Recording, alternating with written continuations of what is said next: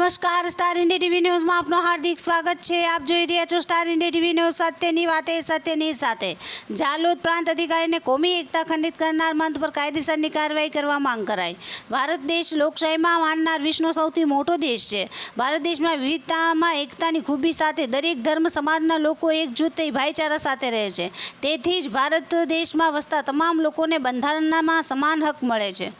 દરેક ધર્મના લોકો પોતાની રીતે પોતપોતાના ધર્મમાં ખૂબ જ આસ્થા રાખે છે, જેથી કોઈ પણ ધર્મના લોકોને બીજા કોઈ પણ ધર્મના સમુદાય વિશે નફરત ફેલાવવાનો અધિકાર નથી। છતાંય કેટલાક લોકો એકબીજાના ધર્મનું અપમાન કરીને લોકોને ગેરમાર્ગે દોરી કોમી ભેદભાવ સર્જાવવાની કોશિશ કરે છે।